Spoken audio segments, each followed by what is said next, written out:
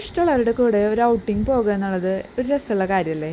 ഒരു Sunday evening എങ്ങനെ spend ചെയ്യണമെന്ന് ആലോചിച്ചപ്പോൾ ഒരു ബീച്ച് ഈവനിങ് ആയാലോ എന്ന് തോന്നി. എല്ലാവരോടും ചോദിച്ചപ്പോൾ എല്ലാവരും ഓക്കെ സെറ്റ്. എല്ലാ ദിവസവും ഒരുപോലെ തന്നെ തോന്നണത് നമ്മുടെ വീട്ടിൽ നിൽക്കണവർക്കായിരിക്കും, പ്രത്യേകിച്ച് അമ്മമാർക്കും അപ്പാപ്പന്മാർക്കും അമ്മമാർക്കൊക്കെ.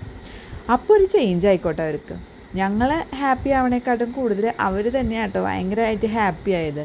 പിന്നെ മിക്കുവിന് കടൽ പേടിയാണെങ്കിലും മണൽ വളരെ അങ്ങോട്ട് ഇഷ്ടപ്പെട്ടു. അതിലെത്ര നേരം വേണമെങ്കിലും കളിക്കും. കടലെന്ന് പറയണത് എല്ലാതരം ഫീലിങ്സും ബ്ലെൻഡായി പോകുന്നൊരു സ്പോട്ട് തന്നെയാട്ടോ ആയിട്ട് എനിക്ക് തോന്നിയത്. ഫാമിലി, കപ്പിൾ, ചിൽഡ്രൻ അങ്ങനെ എല്ലാ റോളും നമ്മൾ ഈ കടലിൽ സ്പെൻഡ് ചെയ്തിട്ടുണ്ടാവും ഇല്ലേ. ഇനി കുറച്ച് റൊമാൻറ്റിക് ആവാമെന്ന് വിചാരിച്ചിട്ടാട്ടോ ഞങ്ങൾ നടന്നത്.